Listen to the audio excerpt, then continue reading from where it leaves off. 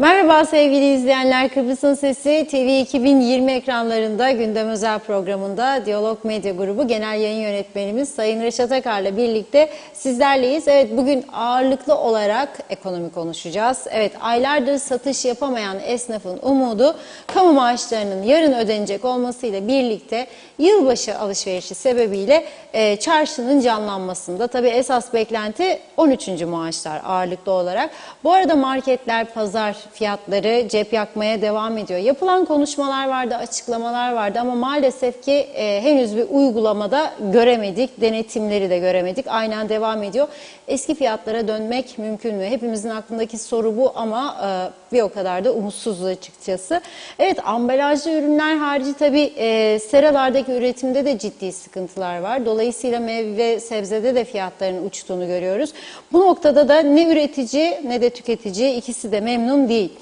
Tüm bunların arasında Maliye Bakanı Dursun Oğuz da biliyorsunuz Ankara'ya gitti. Orada temaslarda bulundu ve dedi ki kur korumalı mevduat sistemi Kuzey Kıbrıs Türk Cumhuriyeti'nde de uygulanacak. Evet, bugün detaylarını konuşacağız. Eski Ekonomi Bakanı Derviş Kemal Deniz yayınımıza bağlanacak. Her zaman olduğu gibi hepsi ve daha fazlasıyla sizlerle birlikte olacağız. Yorumlarınızı, sorularınızı da bekliyoruz.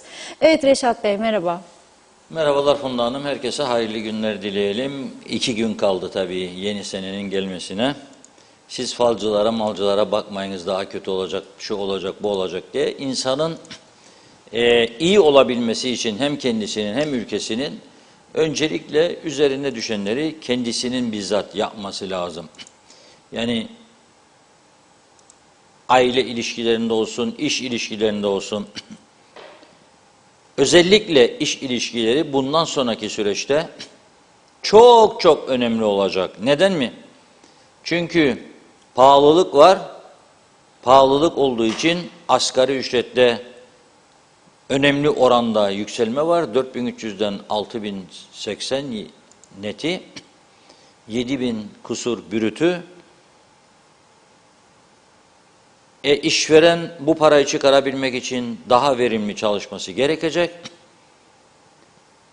Hakkını veren, helalinden çalışan herkese teşekkür ederiz, olması lazım. Ama bir de ne kadar erken kaçarım da bırakırım bu işi, daha ay başı da geldiğimi kaparım giderim düşüncesinde olanlar, söylüyorum, büyük bir çoğunluğu işsizliğe hazırlansın. Artık Kıbrıs Türk tarafının da dünyaya ayak uydurma zamanı gelmiştir. Bunca yıl uyduramadık. Uyduramadık. Yani işe gitmeden parayı al. Annem hastadır gelemeyeceğim, çocuğa bakacağım, dişi çıktı çocuğun bilmem ne. Yoktur Avrupa'da böyle bir şey. Yani o İngiltere'de herkesin yakını var. Sorun bakalım var mı ya İngiltere'de böyle bir şey. Yoktur. Onun için bunlara hazırlıklı olalım. Daha disiplinli çalışmamız lazım, daha üretken olmamız lazım. Nasıl kandırırım da gün geçsin, kanacak insan yoktur. Kimse kanmak istemez. Buna dikkat etmemiz lazım bir. En mühimi, şimdi bakınız, seçim ıstartı verildi. Partiler propagandalarını başlattı. Bugün görüyorsunuz değil mi Diyalog Gazetesi'ni? Arka kapakta CTP'nin reklamı var, tam sayfa. Diyalog Gazetesi'nde. Geçiyorum orta göbek sayfaya. Renkli sayfaya. Orada da Halkın Partisi var. Gördüğünüz gibi tam sayfa. İlan böyle tutayım da görünsün de gücenmesin bana Kudret Hocam sonra. Bizim reklam tam çıkmadı diye.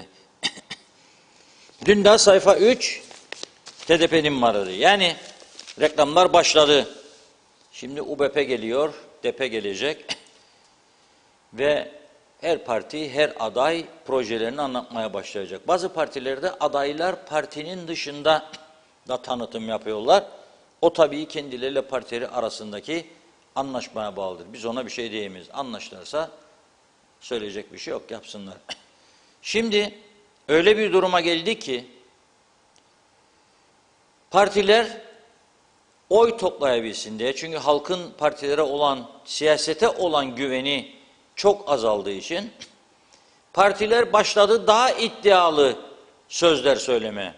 Hele hele bu pahalılık karşısında görüyorum ben, diyor ki bazıları işte pahalılığı ortadan kaldıracağız. Ülkeyi ucuzlatacağız. Euro'ya geçeceğiz. Kendi ayakları üzerinde duran bir ekonomi yaratacağız.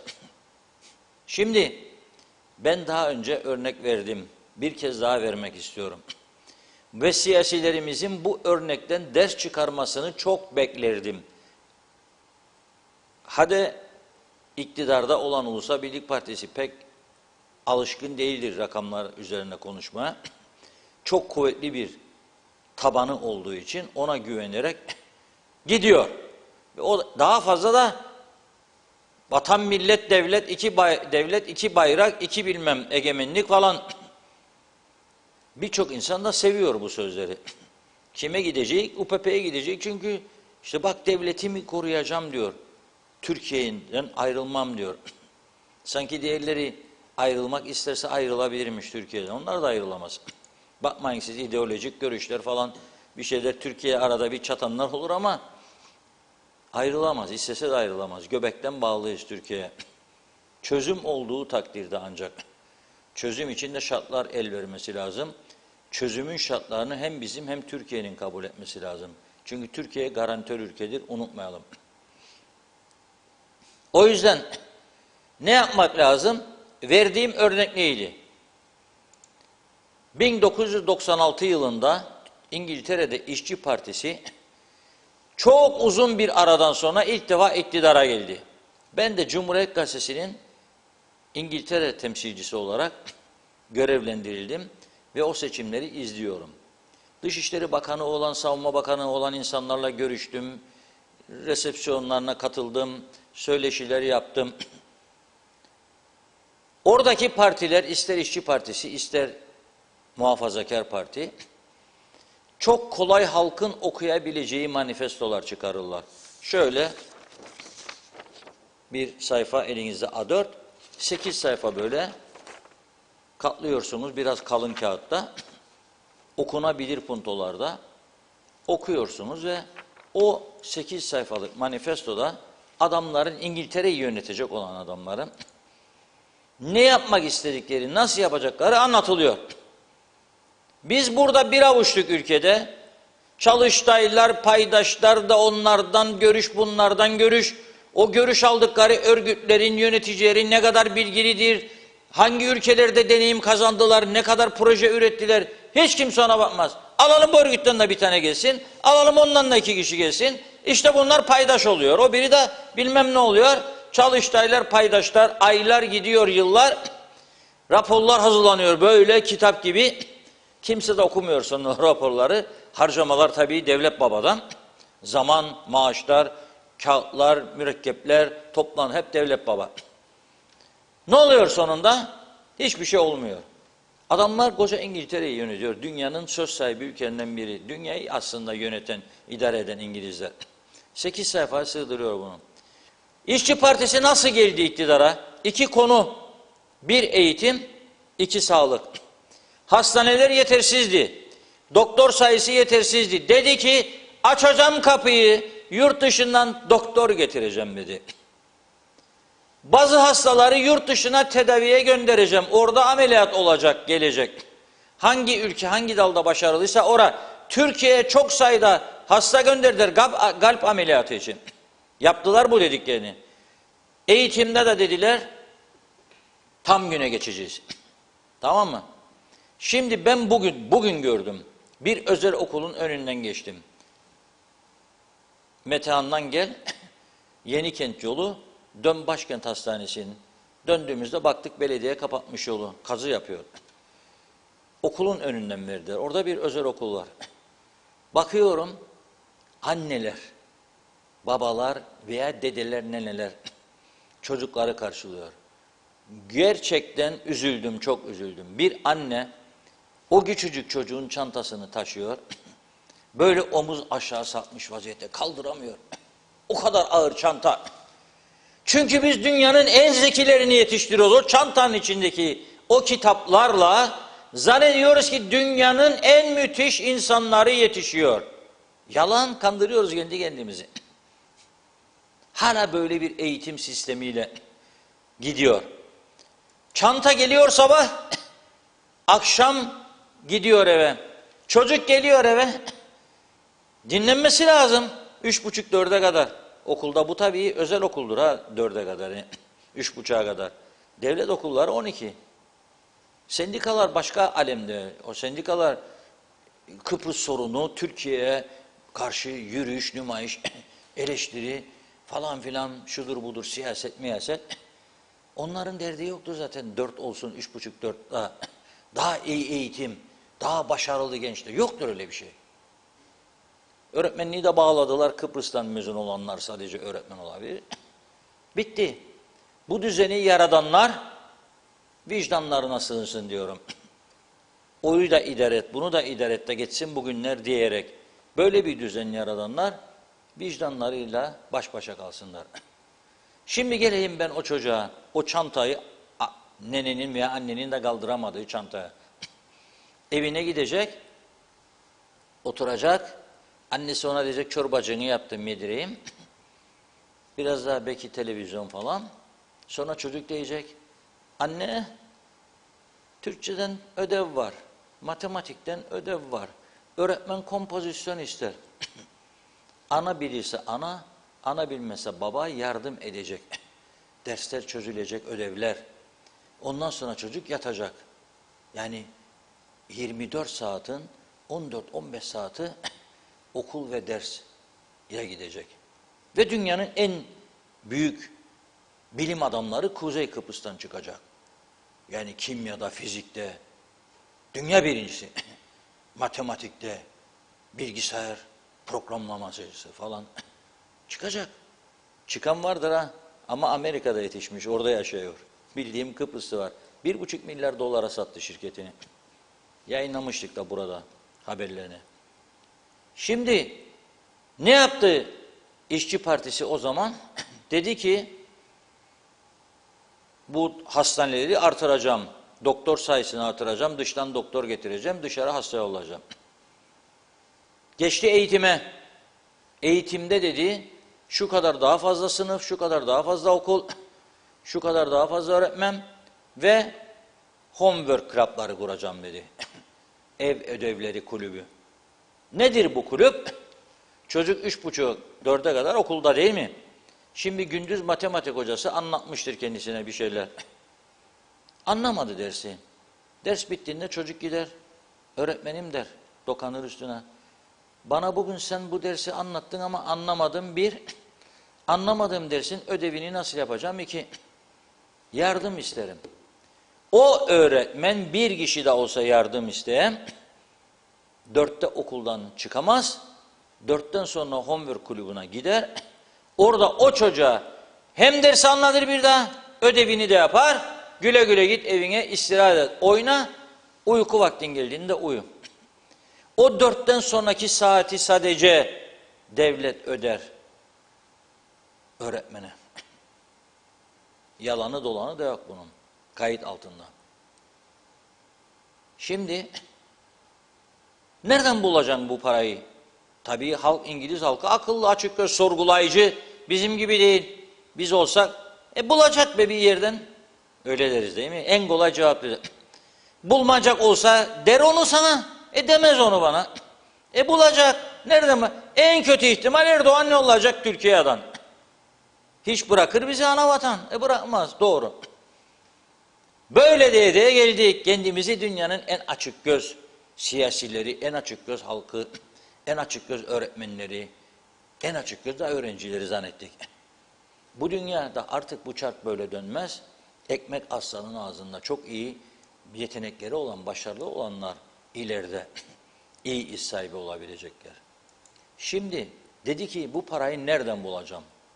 Basit bir hesap. Biz dedi haftada bir sayısal loto oynatıyoruz İngiltere'de. National Lottery. Cumartesinden cumartesine. Bu kadar para gelir devlete yılda. Biz bunu bir de çarşamba koyacağız. Biraz daha altında gelir öngörerek cumartesine göre. Elde edilecek olan bu kadar 100 milyonundan bu kadarı işte bu hastaneler, doktorlar falan, bu kadarı da eğitimde ev ödevleri kuruyor. Sen şimdi seçmen olarak tatmin olur mu olmaz mı?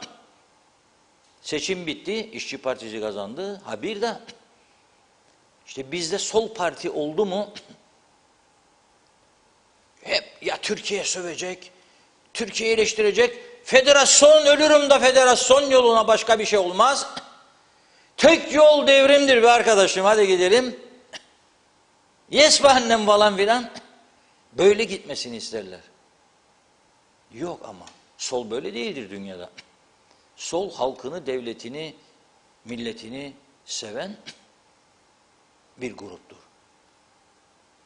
Şimdi onun için bazı sol partiler varlıklı bir insan aday çıkardığında başlar tepkiler, moruldanmalar. Ne be sermayenin adamını getirdiniz başımıza. Sen de iktidara geldiğinde sermaye sende oluyor zaten değil mi? Yani Maliye Bakanlığı sende olduğunda sermaye kimde demektir? Devletin sermayesi de sende. Sen de sermayedar olun o zaman. Bırakalım artık bu düşünceleri. Bırakalım böyle tartışmaları. Aklımız neyi keserse onu konuşalım. Başka şeyler var konuşulacak. İlla ki siyaset yapmamız gerekmez 7'den 70'e hepimiz. Siyasetçiler öyle uygun gördüyse aday alacak. Beğenirsek gidip oy verecek, beğenmezsek vermeyecek. Ama bu bir boykot nedeni olamaz. Bunu bana söyleyesin. Onu aldı da vermeyeceğim. Senin partin %10'uysa oyları nasıl 20 yapacak da iktidara gelsin? Demek ki anlayış kültürünü, siyaset kültürünü değiştirecek. Ve İşçi Partisi'ni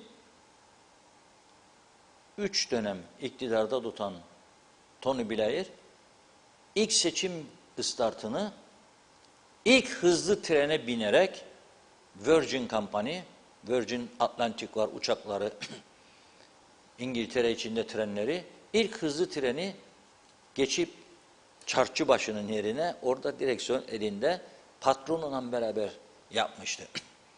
O bizdeki çok büyük devrimciler, Orak falan filandan hala Che Guevara, biraz baksınlar etrafta ne olur. Öyle Avrupa hikayeyle olmaz. Avrupa isterim, Avrupa Birliği. Ha teleden euroya geçme değildir Avrupa Birliği sadece. Onu da düşünelim yani. Neyse.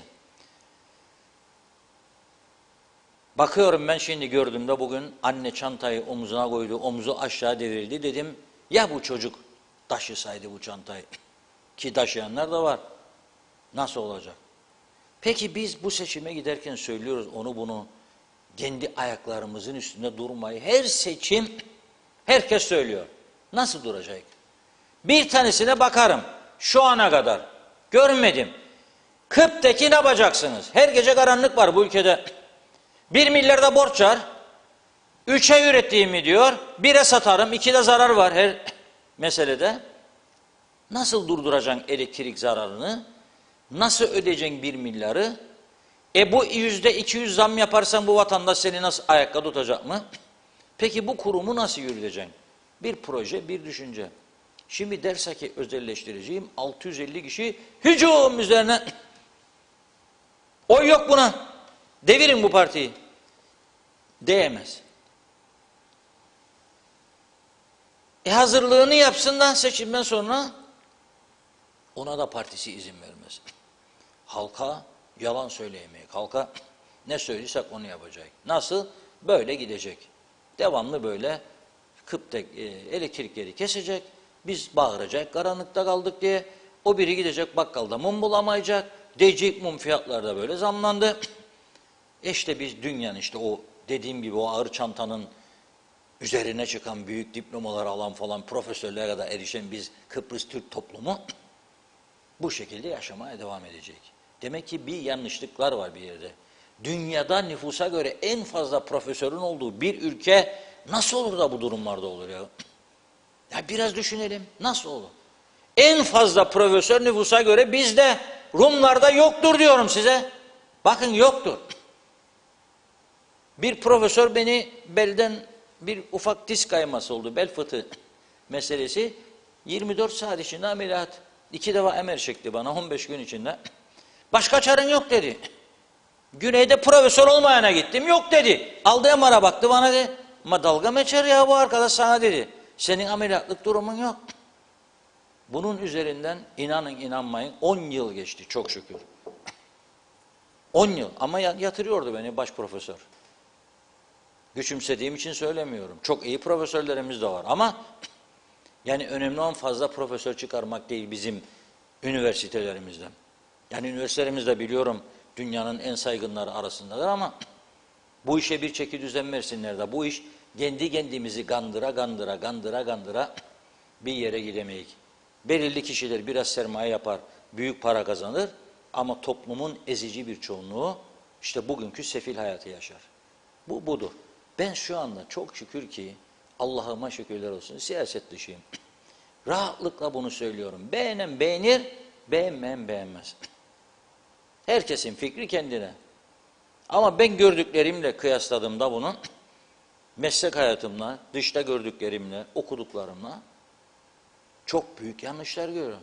İşte bana diyor kendi ayakları üzerinde durabilmen için kendi ayaklarının üzerinde bir daha bu 320-350 milyon fazla mesai de durdurman lazım. Nasıl durduracaksın soruyorum. Nereye gider fazla mesai? Sağlık. Sağlıkla tam güne geçecek mi? Ha geçiyor musun? Var mı proje? Taahhütname imzalıyor mu bana seçimden önce göreyim. İmzalı taahhütname. Bu bir taahhütnamedir. Sağlıkta 23 Ocak sonrası tek mesaiye geçiyoruz. Ne olacak o zaman? O zaman sen fazla mesai çalıştırmayacaksın. Vardiya sistemine döneceksin.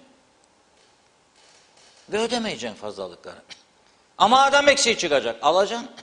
Geçen hafta okudum. Ödediğinin yarıdan azıyla 1000'in üstünde istihdam yapabilir. Efendim başka nereden? Gümrüğe. Açıklayabilirim bana şimdi sen bir taahhütname ki gümrükte vardiya sistemine geçeceğim. Mecburen paşa paşa şimdi nasıl fazla mesaiyle çalıştıkları gibi fazla mesai almadan çalışacaklar. Sabah gelmeyecek, öğleden sonra gece gelecek. Yapabilir misin? Yapamazsın. Çünkü oradan 3 oy kaybedeceğim, buradan 3 oy. Oyların ne kadar önemi var diyeceksiniz bana. Siz deyin bana, ben deyim size. Kabul ederseniz edersiniz.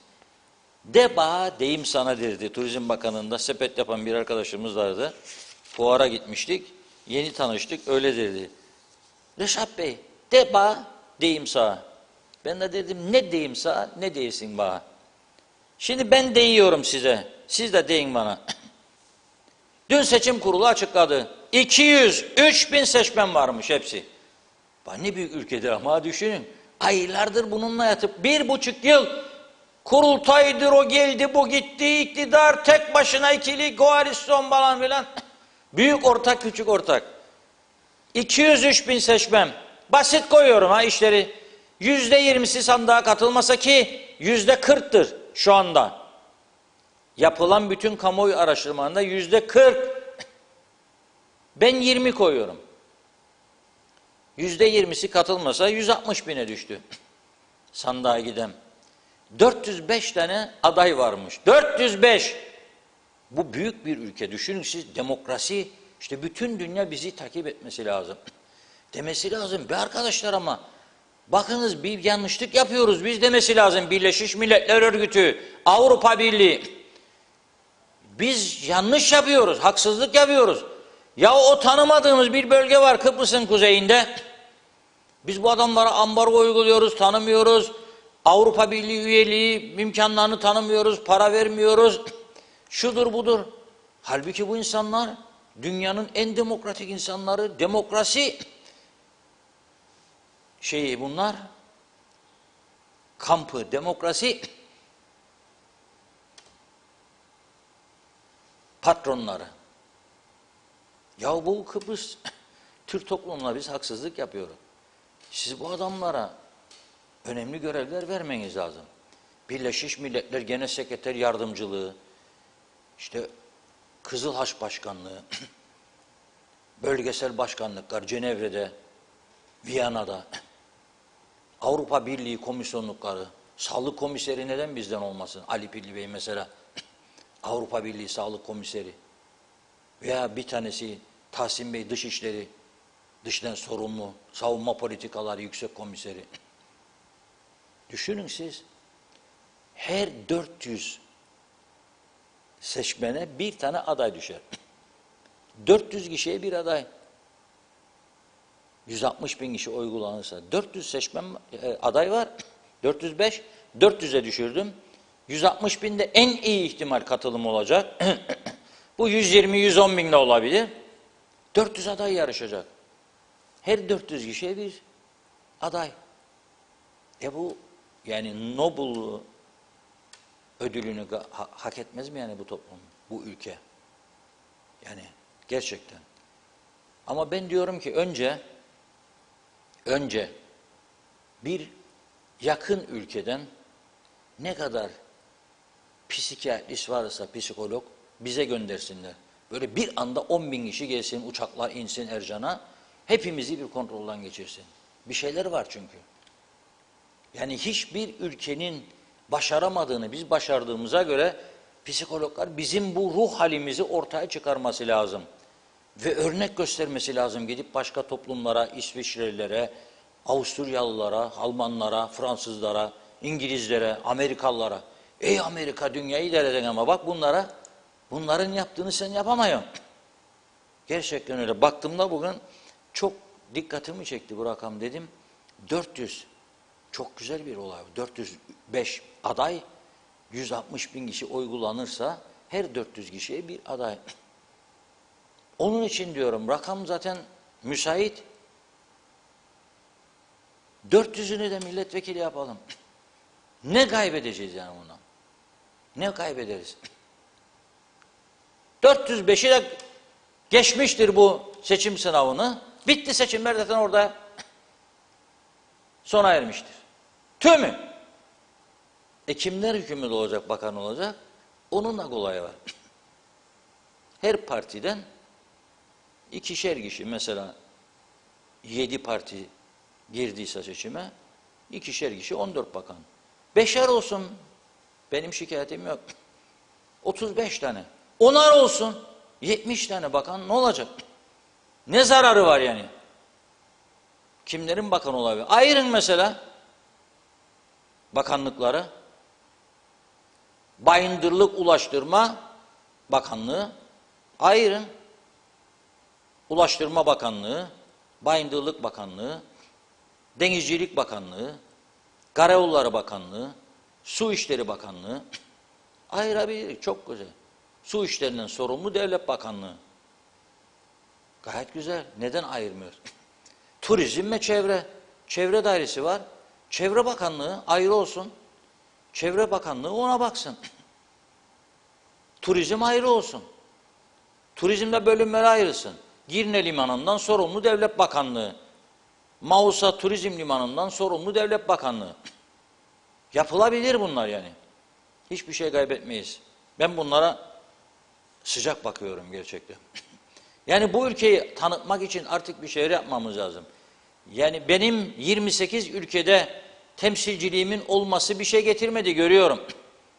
88 milyon lira harcadığım halde 88 milyon ilaç yok kanser hastalarına. Yollarda elektrik direklerinin kırılan lambaları değişecek para yok.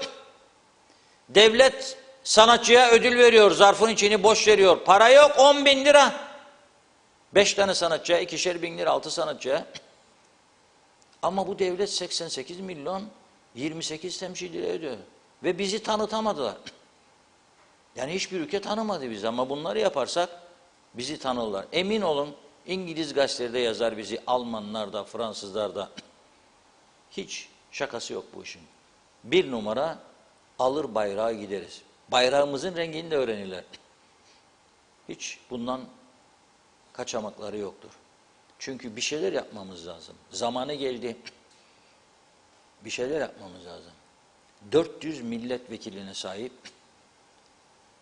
35 bakan, 50 bakanlığı Bakanlar Kurulu olan 300 bin nüfuslu Kuzey Kıbrıs Türk Cumhuriyeti. Peki toplumun geri kalan kısmı, bakmayanlar ne iş yapacak? Onu da söyleyeyim. Bir araştırma yaptık.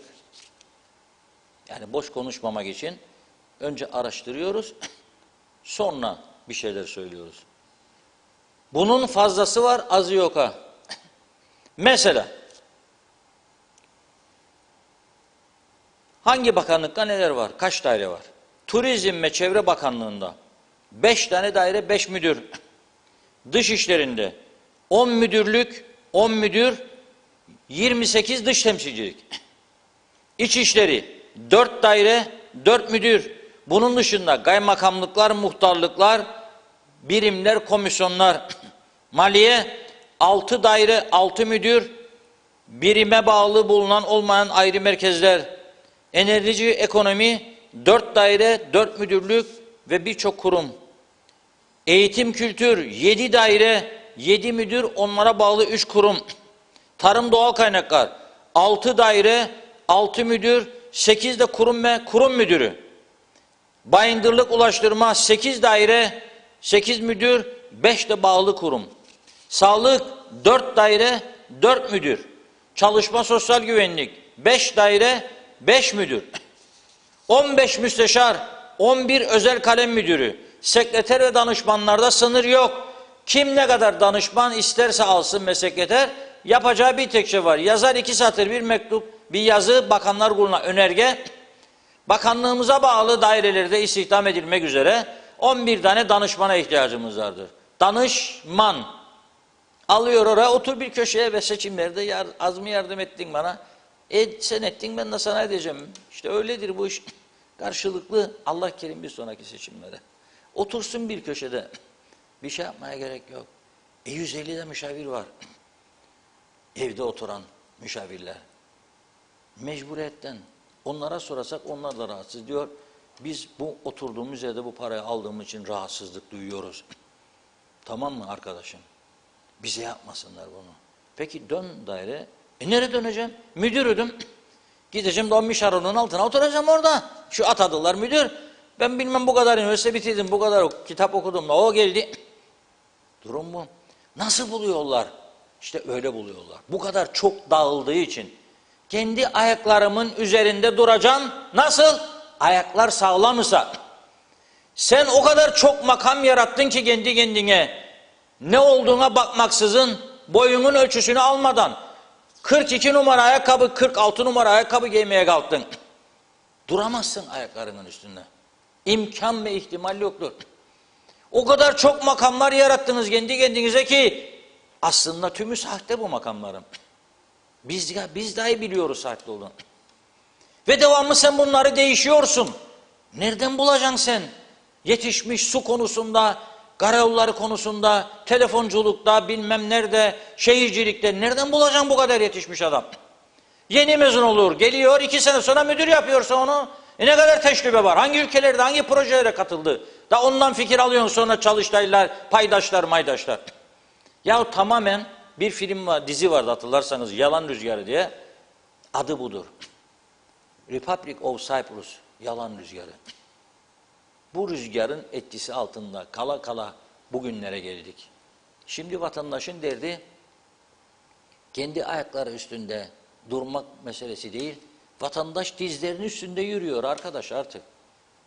Dizlerinin üstünde yürüyor, derman kalmadı. Gidiyor markete de bakıyor fiyatlara. Dün bir arkadaş yazdı, görmüş. Hiçbir ülkede rastlamadım diyor. Adam bakar da bakar, bakar da bakar diyor fiyata. Almaz diyor. Çünkü hesaplar, nasıl alacağım 120 lira bir diş macunu? Kalsın beytambal diyor. Yıka suyundan diyor, bitti. Konuşmalara tanık oldum. 30 sene hiç dişçiye gitmemiş insanlar varmış. En büyük sağlık düşmanı. 30 yıl. Ya dur ayaklarının üstünde de. Dişlerini yaptır adamın bakayım, yaptırabilsen. Bu sağlık sisteminde. Yaptırabilir misin? Yaptıramazsın. Evet Funda Hanım. Evet, bakıyorum haberi yazıyor, çiziyorsunuz Mesajlara. mesajlar oradan oraya Ya, kopyalamalar. evet. Uçmasın diye. Aynen öyle. Çok teşekkür ediyoruz her zamanki gibi ilginize. Vedat Allah Kerim hayırlı yayınlar diliyor. İsmet Sencer de, Pınar Şen de çok teşekkür ediyoruz. Sibel Sevin de. Bülent Küçük nice güzel başarılı yayınlar dilerim demiş. Mehmet Uluçaylı da hayırlı yayınlar diliyor. Erol Topçu, Mehmet Uluçaylı da çok teşekkür ediyorum. Halil Şiranlı görüntü yoktu diye ama düzeldi herhalde. Mesajın arkası gelmedi. İsmet Ezel bizde herkes uzman demiş. Metin Maraşeli hoş vakitler. Kamil Özalay da iyi yayınlar diliyor. Erol Hasan da kolay gelsin.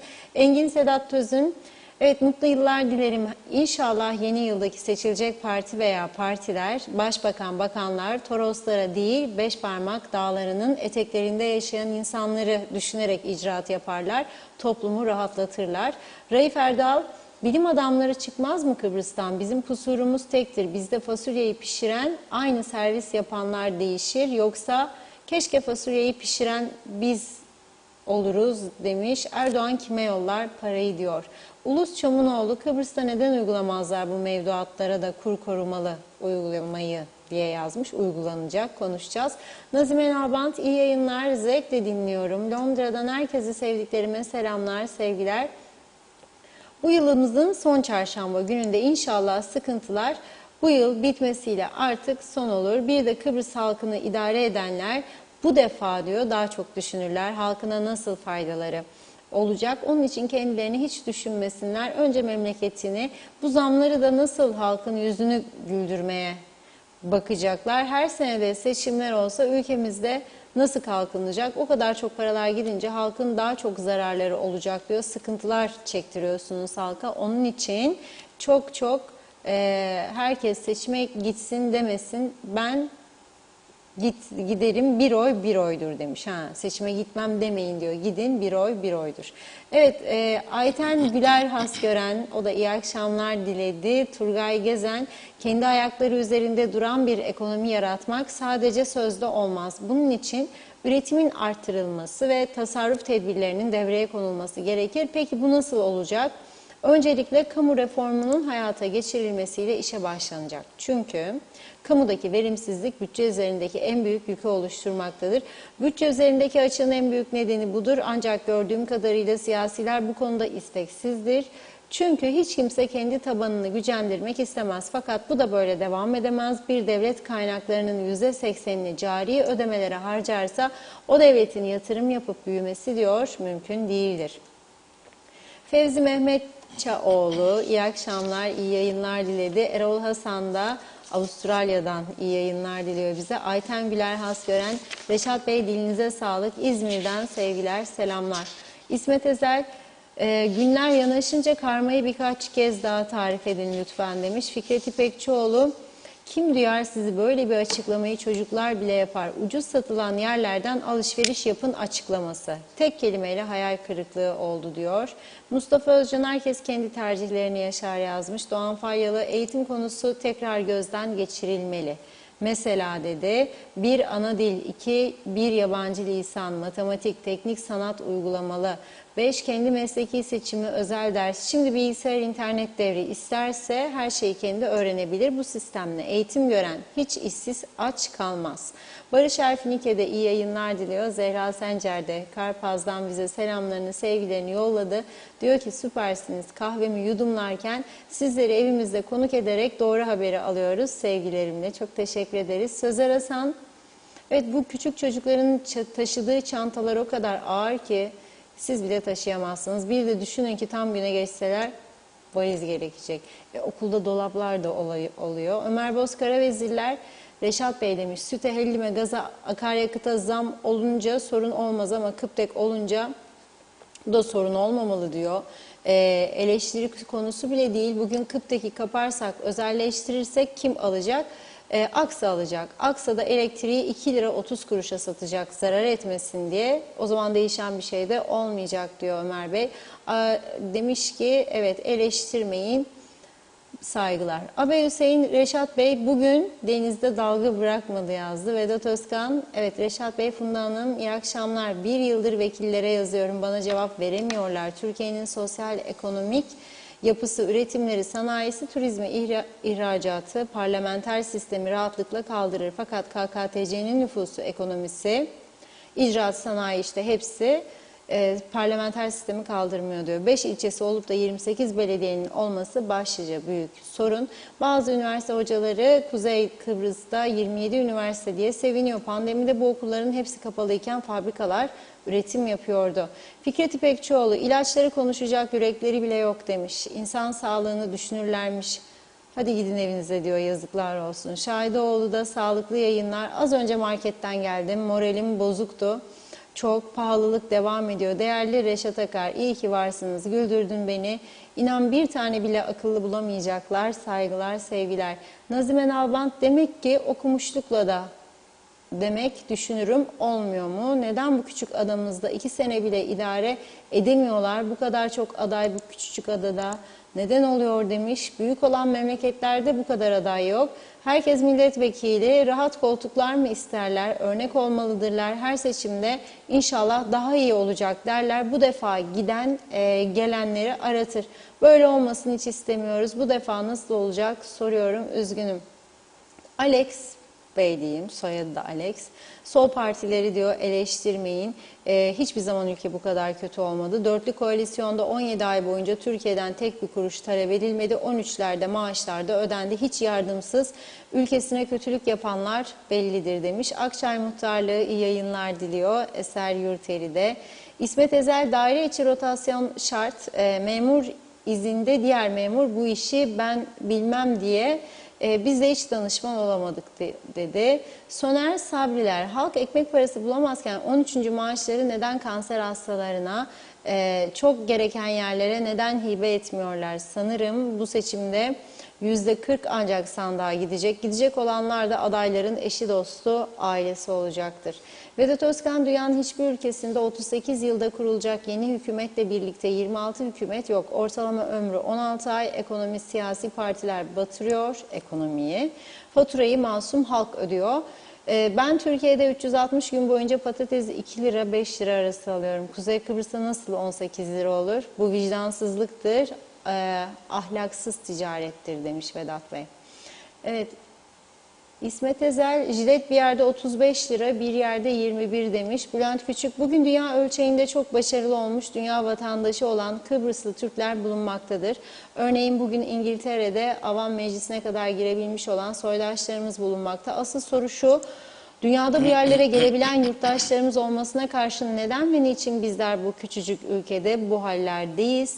Burada demek ki bizlerin kendi suçlarımız çok acımasız ve çok büyük. Aynaya bakma zamanıdır beyler ve yüzleşme zamanıdır baylar demiş, saygılar. Mustafa Özcan, TL kazancı olan bir insan dövizle borçlanmayı tercih ederse bu onun tercihi. Sonradan dizini dövmesi, ahvah çekmesinin bir anlamı yok. Hiç kimse kimsenin zararına ortak olamaz. 2022 yılında belki pandemi biraz gerileyebilir ama dünyadaki küresel sorunlar, pahalılık, işsizlik, fiyat artışları, kıtlık, ekonomik zorluklar 2022'de artarak devam edecek. Çözüm dışa bağımlılığı minimum seviyeye çekmek, üretime, tarım ve bilime öncelik vermek, gereksiz masraflardan, israf ve özentilerden de vazgeçmektir. Ali Dereseven, evet Reşat Bey, ek mesai konusunda öyle kurumlar ek mesai alıyor ki sağlıkçılar sonlarda kalır. Bakanın açıkladığı rakamlara göre 7.000-8.000 kişi ek mesai alıyor. Tam olarak kaç memurumuz var bilmiyorum ama bu rakam çok büyük bir rakam. Bana göre sağlık dışında tüm ek mesailerin kaldırılması gerek. Bu da çok kolaydır. Sizin de dediğiniz gibi birçok kurumda vardiya sistemine geçilir. Ek mesai de ortadan kalkar. Hükümet illaki ben bu parayı vereceğim diyorsa işsiz insanlarımızı işe alsın ve gençlerimizi başka ülkeye göç etmesi ve Rum'a muhtaç olması da önlenmiş olur. Bunu yapmak çok mu zor dedi. Sevgi Akyol, okullarda artan pozitif vakaları anlatın diyor. Bugün sınıfta 3 kişi pozitif çıktı, eve gönderildi demiş. PCR yaptırın dediler. Herkes başının çaresine bakacak. Evet Handan Felek, hayırlı yayınlar. Hiçbir ülkede bu kadar bakanlık yok. Bizde bakan çok mudur? Çok ama icraat yok. İleri gideceğimize geri gidiyoruz. Mehmet Bulduk'ta Reşat Bey doğruları söylemeye devam. Belki bir gün kafalarından eder, anlarlar ama nerede petrol fiyatları düşmedikçe gıdalar düşmez. Hükümet halkın değil zenginin yanında yer alıyor. O zaman oyu da onlar versin dedi. Yine bir iki mesaj okuyup ara vereyim. Necdet Mavigözlü, Kuzey Kıbrıs Birleşik Afrika Pakistan Cumhuriyeti'nden hayırlı günler, yayınlar diliyor. Evet, geçmiş olsun. Oğlumun rahatsızlığından dolayı sizi izliyorum ama içimden yorum yapmak gelmiyor. Şimdiden hayırlı akşamlar. Yarın yine buluşmak umuduyla diyorum demiş Necdet Bey. Çok çok geçmiş olsun. Metin Bayram da herkese iyi akşamlar diledi. Suzan Serin iyi ki varsınız diyor. İsmet Ezel kamu reformu cız yazmış. Evet, Mustafa Cüce'nin mesajını okuyayım son. Reşat abi bugünkü ders siyasilerimize yeter de artar bile. Buyurduğun gibi 405 adayın hepsi seçilsin, bitsin bu iş diyor. Evet, devam edeceğim sonrasında mesajlara. Sözü Reşat Bey'e bırakayım. Buyurun. Evet, kaybetmek yoktu. Bir yarışa çıktıysak hepimiz kazanmalıyız. 50 kişi seçilirse de geri kalanlar, yani 400'den 355, 405'ten ben onları da yani kendi kalbimde seçilmiş kabul edeceğim. Çünkü yarışıyorlar, çalışıyorlar, kendi gayretleriyle bir şeyler yapmaya çalışıyorlar. Her akşam bir köy, birkaç köy, bazıları birkaç meyhane geziyor. Birinde alamıyor hızını, ikincisine geçiyor. Olacak yani, bir şeyler olacak. Şimdi bakınız, bugün çok önemli bir şey. Devam edeceğim biraz sonra, bu ayaklar üstünde durma konusu çok hoşuma gitti. Nasıl duracağız ayakların üzerinde bilmiyorum. Çinliler sıcak suya koyuyormuş ayakları kış günlerinde. Hiç grip olmuyorlarmış. Tabii Çinli hanımlar herhalde beylere hizmet ediyor. Bir kovan içine kaynar suyu döküyormuş. Koy ayakların içine diyormuş. Koyuyor, bütün soğuğu alıyormuş. Dolayısıyla bizim gibi doktora git, öksürük şurubu, grip şurubu, panadol, vitamin da bilmem ne doldur vücudu yok. Hanımlar, beylerinize sıcak su koyun kovanın içine. Onlar da size koysun tabii. Ayaklar karşılıklı kovaya girince o zaman ne olur? Vücut sağlamlaşır. Ayaklarımızın üstünde durmak kolay olur. Çin usulü çok önemlidir. Şimdi Maliye Bakanımız da aldı dün çantaları gitti. Ben gerçekten fotoğrafları gördüğüm zaman dedim ki hem onun elinde büyük çanta hem yanındaki müsteşar, müdür, muavin 5-6 kişi Ankara çıkarması dedim. Her çantaya 200'er milyon koysa 300 milyon bitti bu iş. 1 milyar ödenecek, 13'ler de ödenecek dedim.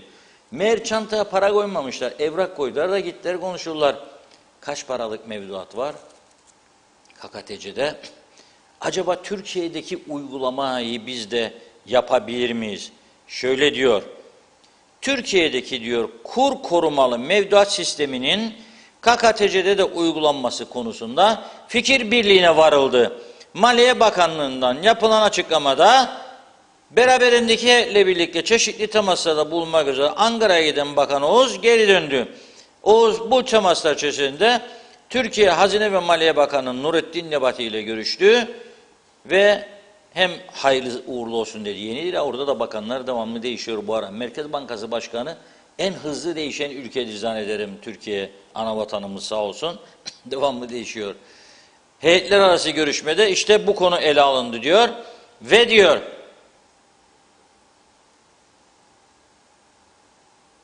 bu çerçevede Türkiye Cumhuriyeti Merkez Bankası Başkanı Şahap Kavcıoğlu ile de bir araya geldik. Yapılan görüşmede kur korumalı Türk lirası mevduat hesaplarının KKTC'de de uygulanması konusunda teknik ayrıntılar ele alındı. Burada da heyetler arası görüşmelerin devam edeceği belirtildi. Bence devam etsin bu görüşmeler uzun süre, çünkü en sağlıklı sonuç aylarca süren görüşmelerden sonra alınır. Şimdi ben bir vatandaş olarak bunu duyduğumda merak ettim. Dedim ki mesela dolar şimdi bugün biraz yükselmeye başladı ya, diyelim ki 12 TL. Allah korusun gene 19-20 olmasa mı? Ya oldu? %70-61 artış.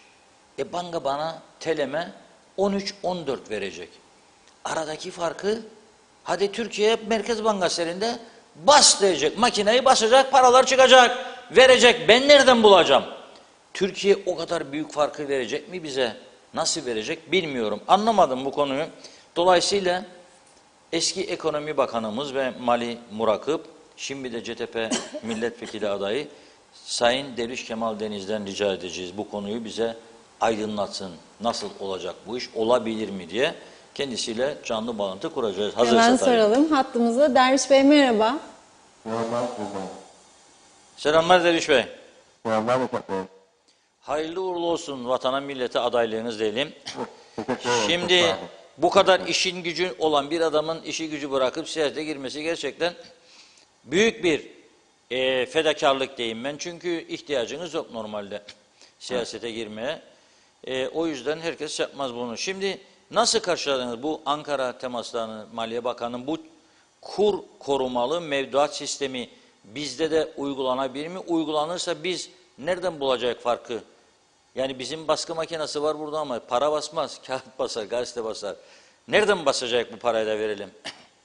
Aslında soru güzel. Yani bu kaynaklı imalat konusu bizim tüketim hükümetinin en büyük sıkıntılarından bir tanesi bu. Şöyle ki yani bugün eğer biz bu kur korumalı mevduat sistemine geçersek en önemli konu şeydir. Kesinlikle bildiğiniz gibi kaynağı nereden bulacağız?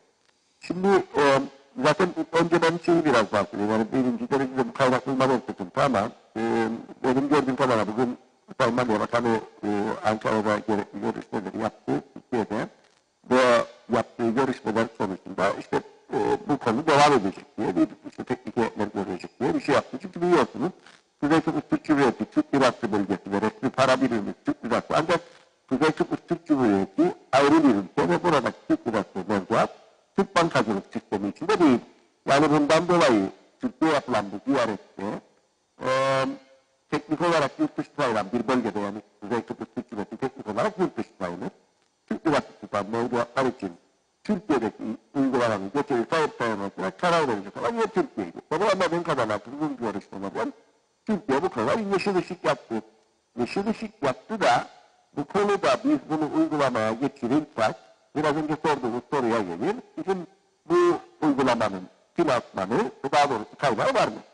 Şimdi bir bakalım şeye rakamlara bir bakarsak, yani rakamlar üzerinde konuşursak önce böyle bir durumla karşılaşıyoruz. Bizim ülkemizde toplam olarak 52 milyar TL tutar. Yani bugünkü TL bazında bir hesaplama yaparsak 52 milyar bir mevduat var. Bu toplam mevduatı insanların 36 milyarı döviz cinsindendir, 16 milyarı da Türk lirası cinsindendir. Evet. Yani burada bir buyurun. Yok, devam edin siz.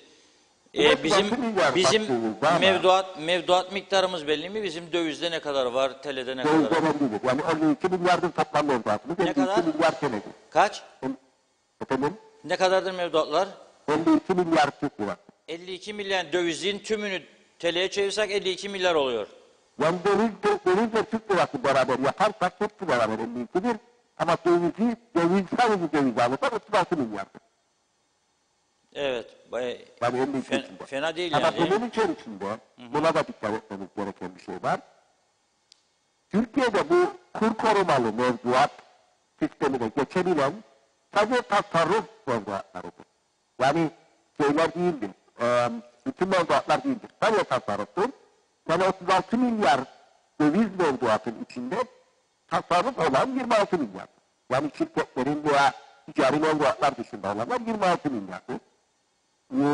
3 Türk lirası olanlarda tasarruf olarak 8 milyardır. Yani ikisini beraber koyduğumuz zaman 52 milyarın içinde söz konusu bizim. Kesildik galiba. Arkadaşlar ne oluyor? Sabotaj mı var telefon hattımıza acaba? Fareler mi istila etti bizim telefon kablolarını? Yiyorlar ya fareler telefon kablolarını kıtır kıtır kıtır Ama o seviyorlar. zaman hiç bağlanmazdı. Başlayınca yapıyor yapacağını göstersin. Var bir ben böyle. parayım yapacağımı Bir yaparım böyle. desin diye herhalde. O yüzden de olabilir. Bakıyorum hazır olmak üzere. Evet 56 milyar civarı dedi öyle anladım. Gene telefon hatları zaten pek iyi değil yani. Seslerde çok şey yok, netlik yoktu. Ama 50 milyar kusur tümü yani. Tamamdır. Şu anda hattımızda Derviş Bey. Tekrar merhaba. Evet, Derviş Bey, Cepten mi acaba sizin? Cep telefonundan olabilir mi? Bulunduğumuz yerden mi? Acaba arabada mısınız? Girne Boğazı'nı geçiyorsanız şu anda oluyor ha. Onu söyleyeyim. Kopuyor yani. Radyo yayınlarımız da duyulmuyor. Girne Boğazı'na geldiğimizde radyo yayınlarının içine 7-8 frekans karışıyor. Arapça, Türkçe, Rumca, Almanca, Fransızca, İtalyanca her şey karışıyor. Ama 160 tane galiba radyomuz var da. Bu da bir dünya rekorudur. Hayırlısıyla bütün rekorları biz topladık. En fazla siyasi parti nüfusa göre, en fazla sendika, en fazla birlik, dernek, cemiyet. Memurların 8-10 tane sendikası var. 10, 11, 12 belki. Belki 20, belki 30. Var oğlu var. Olsun yani Allah versin. İşte bunlar şeydir. Toplumun kendini gösterme yetenekleridir. Yani varız biz bu ülkede, bu topraklarda. Evet, Derviş Bey hattımızda. Merhaba tekrar. Tekrarlar merhaba. Sesim iyi geliyor mu size? Şimdi iyi geliyor. Tamamdır Derviş Bey. Tamam. Evet. Devam edelim aynı şeyden. Şimdi arada bir kopya diyelim. Evet. Şimdi halkımızın anlayabileceği bir şekilde. Ben Tamam. gittim bugün 100.000 dolarım var. Bunu TL'ye çevirdim. Türkiye'nin bu uygulamasına destek vermek için. TL yaptım. Bankada bana dedi ki %14 vereceğim sana. Evet. Ben bu %14 faizi kabul ettim. Ama bu arada dolar %60 değer kazandı veya 50. Evet. 14'ün farkı 50'de 36. Bu 36 farkı bana banka kimden alıp da verecek? Verebilir. İşte burada önemli olan ve burada yarım yalan ve sorduğunuz soruya cevap olarak bir tek cevap olabilir. Fakat bir cevap yoktur. Çünkü Kuzey Kıbrıs Türk Cumhuriyeti'nde ne Merkez Bankası ne de maliyenin kaynakları bu şeyi karşılayacak durumda değil. Bunun için bu anlaşmaya varılıyorsa Türkiye Cumhuriyeti bize böyle bir korumalı mevduata geçiş hakkı veriyorsa kesinlikle bunun Türkiye ile bir protokol anlaşmasıyla bu kaynağın bağlanması gerekir. Eğer bu kaynak bağlanmazsa bu program sadece sözde kalır ve başarıya uğraşmaz. Onun için bu ayağı da tamamlanmazsa bana göre çok başarısız bir durum yapar. Peki siz yani şimdi seçime giriyorsunuz. İktidara gelirsiniz, milletvekilliği, bakanlık veya milletvekili olmasanız da dıştan bakan olma şansınız çok yüksek bence. Evet. Ne yapmayı düşünürsünüz bu çerçevede? Şimdi şöyle diyeyim size. Kuru korumalı mevzuat bir bakıma dövizden kaçış, daha doğrusu dövizden kaçıp Türk lirasına geçen veya Türk lirasına kalmak isteyenler için bir güvence olur. Bu da bankalardaki mevzuatı korunması açısından önemli bir karakter. Ama ben olsam birinci derecede buna başlamadan önce kaynak işini yapıyor. Yani Türkiye Cumhuriyeti'nin bu kaynağı buraya Merkez Bankası'na peşinen veyahut da anlaşmalar çerçevesinde vermesiyle ilgili hakikaten sağlam ayakları yer basan bir protokol bunun içine düzenlemek için Türkiye Cumhuriyeti'ne konuşulur. Eğer Türkiye Cumhuriyeti böyle bir desteği vermeyecekse ben de kendi şeyim içerisinde bu programa geçmemesi gerektiğini bir karar alın. Çünkü bunu söylemek gerekiyor. Hani toplum içerisinde halkımızın çok büyük şikayetleri, en büyük şikayet de budur. Yani son işte ben bu seçim döneminde büyük şikayetlerle duyuyorum. Herkesle konuşuyor bunu. Siyasete olan güven gittik sonra düşüyor. Yani insanlara yapılabilecek ve yapılamayacak şeyler. O bakımdan şimdiden söylemek gerekiyor. Eğer kaynağınız yoksa ve kaynak bulamayacaksınız, bu işi yapmayacaksınız. Çünkü insanların buna döner, sonra hayal kırıklığına uğrar, ondan sonra da bütün şeyi içerisinde bunun pişmanlığını duyar. Onun için peşinen şunu söylemek lazım. Eğer Türkiye Cumhuriyeti'yle bu konuda ciddi bir şekilde bir protokol çerçevesinde kaynak aktarılacaksa bu işe kesin girilir. Girilmeyecekse insanların normal olarak Türk lirasına sözleştiğiyle ilgili seçime girilmemesi gerekir. Ve normal olarak bugüne kadar nasıl yapmışlar o şekilde devam etmeliyiz. O şekilde isteyen döviz tutacak, isteyen TL yapacak. Aynen. Nasıl Aynen. güvenilirse tedbirin öyle olacak. Çok teşekkür ediyoruz verdiğiniz bilgiler için. Bakalım önümüzdeki günlerde bu konu herhalde daha ciddi bir şekilde tartışılacak. Türkiye'de ve başlatılan görüşmeler hele bir sonuçlansın, şekillensin. Zaten hükümet de herhalde bu seçim yasakları varken böyle bir karar alamaz diye düşünüyorum. Önümüzde bir ay var herhalde, göreceğiz durumu. Çok teşekkür ediyoruz, sağ olun. Ben de teşekkür ederim. İyi günler. Sağ olun. Evet, şimdi ayaklar üstünde durma konusuna devam edeceğiz. Ve önemli bilgiler vererek sizlere bu konuyu sürdürmek istiyorum. Ama önce bir konuda sizlerin fikirlerini almak istiyoruz. İzleyicilerimiz ne diyor? Lütfen açık ve net, kısa bir görüş göndersin herkes. Bekliyorum. Bu önümüzdeki hafta içerisinde Diyalog her zaman yaptığı gibi, Diyalog Medya seçim öncesi tüm diğer yayın kuruluşlarından farklı ve halkın da beklentileri doğrultusunda yayınlarını yapacaktır. Seçim yayınları, özel seçim yayınları başlayacak. Ama bu arada iki büyük partisi var bu ülkenin. Ulusal Birlik Partisi ve Cumhuriyetçi Türk Partisi. Yani yapılan bütün kamuoyu yoklamalarında da en fazla oy bu iki partiye çıkıyor. Bu iki parti başkanını bizim tarafsız ve bağımsız bakış açımızda, bizim hazırlayacağımız bir yayın saatinde bir arada görmek isteyenler lütfen görmek istiyoruz diye yazsın. Gerek yoktur diye düşünenler, yani ayrı ayrı çıkmaları bizi tatmin eder diyenler zaten öyle yazar görüşün. Ama buna destek verenlerin ne kadar olduğunu görmek istiyoruz. Yani ikisini bir arada görmek isteyenler mi daha çok, yoksa gerek yoktur düşüncesinde olanlar mı? Bu konuda sizden görüş bekliyoruz. Ve devam ediyorum bu ayaklar meselesi, ayaklar üzerinde durma.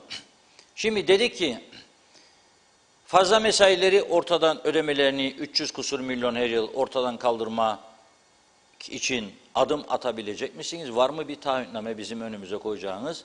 Bunu yapabilmek için sağlıkta tam güne geçmeniz lazım, eğitimde tam güne geçmeniz lazım, gümrükte, sivil havacılıkta vardiya sistemine geçmeniz lazım. Yapabilecek misiniz?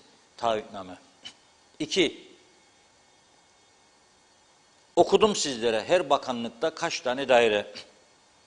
Yani bu kadar dairelere parçalara böleceğimize bir müdürlük altında bir bakanlığın 3-4 dairesini toplayamaz mıyız? Veyahut da devlet daireleri bir makam altında toplanamaz mı? Bu konularda ne düşünüyorsunuz? 3. Müşavirliği kaldıracağız dediğiniz değişik bir ifadeler falan buldunuz. Gene görevden alınan gene gelmiyor daireye. Gene başka bir işte özelde çalışıyor veya evinde oturuyor, maaşını almaya devam ediyor. Bunu nasıl durduracaksınız? Ufalma, küçülme lazım ayaklar üstünde durmak için. Şimdi bakınız, benim boyum 1.80, tamam mı? Benim boyum 1.80. Her boy uzunluğuna göre bir vücudun kaldırabileceği ağırlık var. 200 kiloya çıkarsam yarın benim bu vücudum kaldırmaz, ayaklarımla kaldırmaz. Onun için şimdi KKTC'nin durumu, boy 1.60, kilo 350. Olmaz, kaldırmaz. Şimdi bu kiloyu 70'e 80'e düşürecek miyiz arkadaş? Bellidir, düşürmek için. Yemekten kısacak. Her gece makarna bulli olmaz. Kısacak bunu. Var mısınız ara sıra marul, roka, kereviz yiyelim, zeytin, ekmek? Yapabilecek misiniz bunu? Söyleyebilecek misiniz açık açık? Diyeceksiniz ki arkadaş bu kilo bizi ölüme götürüyor. Onun için atalım mı kiloları sırtımızdan? Vatandaş seni anlayacak. Bakma ilk tepki gösterse bile sonra anlayacak. Çünkü vatandaş da görüyor artık yolun sonu iyi değil. Bak mum da kalmadı, aydınlanalım. Haydellere tünelin ucunda bir ışık görebiliyor musun? Göremiyorum, mumu yaktım. Mum da bitti bakkalda. Ne yapacağım? Bana söyle, bana bir fikir ver. Merak ediyorum. Ne yapacağım? Taahhütname görmek isterim. 28 tane belediye var. Yıllardır konuşuyorlar. 6 mı olsun, 8'e mi düşsün, 12 mi olsun, yok bir defada olmasın da işte önce 14'te sonra 10'da sonra 8. Yalan dolan. Birbirimizi kandırmaya öyle alıştık ki. Ve öyle mazaretler yaratıyor. Ama yaparsak ama vazgeçtim ya ama. Tersinden güzel okununa bakın. Başı okuyorsun değil mi? Ama diye. Tersten oku gene amadır. Çok az kelimede bunu bulabilirsin. Ama. Tersini oku gene ama. Mesela Mahmud'un tersini oku Mahmud çıkmaz. Reşad'ın tersini oku Taşer çıkar. Funda'nın tersini oku olmaz. Atnuf. Ne demektir atnuf hoca? Şimdi aklıma geldi. Onun için özel bir kelimedir yani ama bizimkiler de öyle bir alıştı ki herkesi tatmin edeceğini düşünerek bir şey ama diyor. Ben de aynı görüşteyim ama aynı görüştesin madem benim aması ne? Amayı mamayı bırak. Kalmadı. 28 belediye. Şimdi arkadaşlarımızı koyduk bir hepsiyle konuşuyor. Yarın Diyalog Gazetesi'ni okuyun. Çoğu kan ağlıyor. Cevap böyle. Maaşları ödeyebiliyor musunuz? Bazıları böyle. Evet ödeyeceğiz. Devlet bize ödediği gün biz de ödeyecek. Neyi ödediği gün? Katkı payını. Katkı payı 5 idi, 6 idi, 8, 10, 11. Şimdi gene etmez. Diyorlar. Tamam mı? Ne oldu? Devlet daireleri gibi istihdam kabusu oldu. Belediyeler.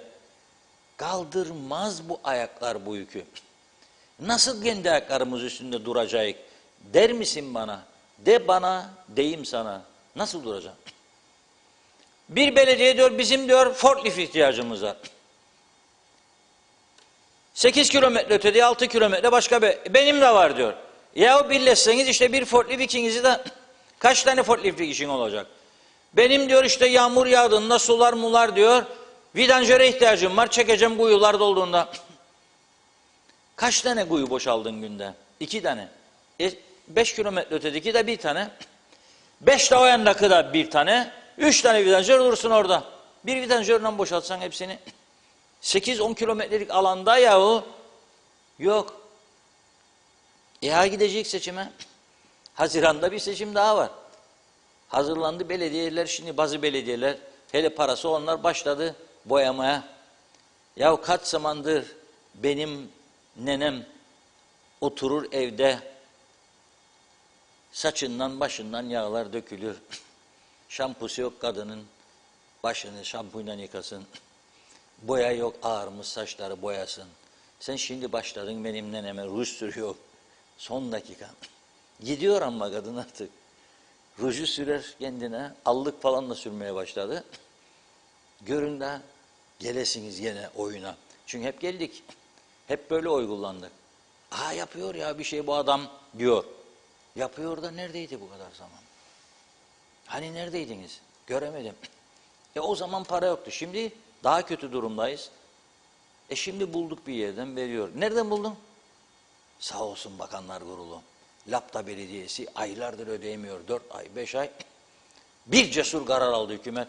Verin 10 milyon lira dedi. Belediye kaç paraymış? Aylık gideri dur bakayım. Yanıltmayayım sizi. 167 çalışan var. 1.750.000 ayda maaşlar. 1.750.000. 1 kilometre yanında da ayrı belediye var. Alsancak. Yan yana. Onda kaç personeli var? Dur bakayım. Var liste var. Ama Diyalog Gazetesi'nin de kısmetini kesmeyeyim. Yarın size sunacak bunları detaylarıyla. Orada da 125 var. Personel var. Onun maaşları da aylık 870.000. 1.750.000, 870.000 daha 2,5-3 milyona yaklaştık. Yan yana 1 kilometre mesafedeler. Yani birleşik köyler zaten. Köyün içinden gidiniz. 1-2 meyhane var onları geçerek böyle. Gidenler bilir o yolu çok. Oradan geçtiğinizde görürsünüz. Birleşmiştir. Fark etmezsiniz Lapta'ya geçtiğinizi. O yüzden Alsancak'tan Lapta'ya yani demek istiyorum. Ayaklar üstünde duralım da nasıl duracak arkadaş? 300 kilo boy 1.60 kaldırmaz. Yazıktır ayaklara. Koptu bu ayaklar. Tutmuyor. Kaldıramazsın yukarı. Vücudu zayıflatacaksın. Küçüleceksin. Yapabilir misin bunu? Yapamazsın. Neden? Çünkü cesaret yok. Çünkü 3-5 oy hesabıyla her şey. Her şey ona göre. Ve dünyada eşi benzeri kalmamış ideolojilere göre. Birisi dedi ki sola öyle demeyin. Ben sola demedim. Sağa da gerekli mesajı veriyorum, sola da. Hiç benim için fark etmez. Ne sağcıyım ne solcu, futbolcuyum. Sol açık oynardım lise ve çağında falan. Oynardım yani top. Sol açık. Ayakta sol, elde sağ. Anlayın işte durum ortaya çıkıyor değil mi? Ayakta solum gerçekten, elde sağım. Bu da gösteriyor. Zaten karakterimi ortaya koyuyor. Siyasi bakışımı daha doğrusu. Ben diyorum ki bu bizi kaldırmaz. Yani hala da evde herkes dün emekliler ödendi, yarın da memurlar ödenecek da gördün mü ha bu ayda geçirdik Allah kerim diyeceksiniz diye ben yalan mı konuşayım burada? Ha görüyorsunuz ki çöktü. Kaç yüz kişi bizim telefonlarımızı arıyor gece elektrikler kesildiğinde. Lanet olsun 3 saat oldu. Çeviririm beni beklemeye alır bu kıptek. Usandık yansın bitsin bana. Sonra sabah olur uyanırız. Güzel hava Kıbrıs'ın. Bir tek bizim tarafına o tarafı aynı kefeye koymam. Kıbrıs'ın bir bölümünün bir tek güzel havası kaldı. Başka bir şeyler söyleyin bana. Ben de umutlanayım. Ben de umutlanayım. Herkes çaresizlik içinde. Meyhaneci ki bizim Rumlarda da taverna çok bizde. Bakarım ağlıyor. Paylaşım yapıyor. Tahın diyor dün gittim bu kadardı bugün bu kadar ne koyacağım önüne. Yoğurt diyor bu kadardı bu kadar. Bizim de insanlar alıştı. Masada döşenmiş ister. Tahını da ister, humusu da ister, yoğurdu da ister, cacığı da ister, pastırmayı da ister, sucuğu da ister, hellim bide arası ister, zeytin çakızda kuru bakla, kuru börülce gelecek, yumurtalı patates isteyenler var. Makarna bulli de gelir şimdi meyhanelerde. Ondan sonra eve gittiğinde bir şey oluyorum mu hanım der. Yahut da hanıma da gelir. Şimdi hanıma da galiba çok yedik bu akşam der. Tık tak tık tak tık tak kalp atışları. Gittin yedin bu kadar yemeği. Pirzola, şiş, şeftali, pide arası köfte. Kimisi sabur usulü. Arada ciğer. Bazıları beyinle getirir. Bunları yedikten sonra tabii vücut başlar isyan etmeye. Aynı durumlar şimdi devlette. Kaldıramayacağı bir vücut. Herkes diyor kendi ülkemizi, ayaklarımız kimseye muhtaç olmadan falan olamaz. Hadi söylüyorum. Vergi kaçağını önlemek için özellikle faturasız ticaret yapanlar için ne tedbir alacaksınız? Söyleyin. Kaç yüz tane denetleyici yetiştireceksiniz hizmet içi eğitim vererek? Şimdi ben olsam hangi bakanlıklardan, hangi idarelerden kaç kişi alacağımı şimdiden bilirim. Sadece bir kurumdan 300 kişi, 350 kişi alırım. Şöyle söylerim. Kusura bakma seni buraya aldılar ama ben seni burada ödeyemem. Onun için hizmet içi eğitim 3 hafta, 1 ay sonra denetçi oluyorsun, denetçi. Faturasız mal satanlara. Yok gidip rüşvet alırsan bileceksin ki kelepçelidir. Yok böyle bir plan proje yok önümde. Nasıl vergi gelirlerini artıracaksın mesela? Ben iddia ediyorum ki %50, %60 kaçak var. Görüyorum, duyuyorum. Fatura isteme benden diyor. Yoktur, kayıt yoktur. Öğrenci sayısı arttı. Apartman daireleri kiralanır. Yapar mı mukaveleyi? Yapmaz. Yapmaz. Peki ona karşı bir şey? Önlem. Bakacak gelince. Neye bakacaksın gelince? Ondan sorumlu olarak tayin edeceğin adama bağlı. İsterse yapacak, istemezse yapmayacak. Yapmaya kalktığında birisi diyecek ki kendine, "Ma deli mi oldun be, biz seni bunun için mi getirdik be buraya? Çekerim ha koltuğu altından." Dedi mi bitti bu iş. Bitti bu iş. O an biter. Onun için ayaklar üstünde durmak güzel bir söz. ama durabilmeyi becermektir. Onun önlemini almak en önemli meseledir. Yapacağım, söz veriyorum, daha doğrusu artık inanmıyoruz sözlere de, taahhüt ediyorum, taahhüt, imzalı beyanname isterim ki alıp mahkemeye götüreyim. Verebilen varsa versin göreyim. Evet Funda Hanım. Yine giden mesajlar oldu tabii. Adil Uysal'ın mesajını görüyorum ilk. Dilerim seçilemeyen adayların işleri de garantidedir. Çünkü büyük bir çoğunluğu yeni müsteşar, daire müdürü, bölüm müdürü, danışman, kooperatif başkanı, yönetim kurulu başkanları, genel müdürler olacak. Şimdiden hayırlı olsun. Tekrar iyi akşamlar diliyorum. Turgay Gezen, Derviş Deniz Bey'i eleştiriyor. Yüzeyseldi demiş. Ben şahsen bir ekonomistten öncelikle tasarruf tedbirlerini ele almasını beklerdim. Bütçenin üzerindeki yükler nelerdir? Bunları dile getirmesi ve çözüm önerilerini duymak isterdim. Ancak banka mevduatlarına takılmış gibi görünüyor diyor. Erol Canseç, Reşat Bey, herhangi bir parti manifestolarında küresel iklim değişikliği için yapılması gereken herhangi bir proje duydunuz mu? Halbuki bundan sonraki süreç ülkelerin ayakta durabilme, ekonomileri bu iklim değişikliği projelerinden geçecektir. Küresel iklim değişikliğine ayak uyduramayacak ülkeler yok olup gidecekler. Şevket Tacel telefondaki sıkıntıyı aktardı. Gaye Kök görmek istiyoruz demiş Mesut Kazık da. Evet, Ömer Boz Karavezirler'de görmek istiyorum diyor. Mustafa Özcan, Caner Şefik, Fikret İpekçioğlu. Çıksınlar her şeyi masaya yatırsınlar yazdı. Adil Uysal mutlaka görmek ve soru sormak da istiyoruz. Mehmet Ali Özdemir de evet görmek isteriz yazmış. Senem Serin Maniga o da görmek istiyoruz diyor. Sözer Hasan masal duymak istemiyorum dedi. Kamil Gürsesler görmek istiyor. Cemal Sinekçi ikisini de birlikte çıkartın.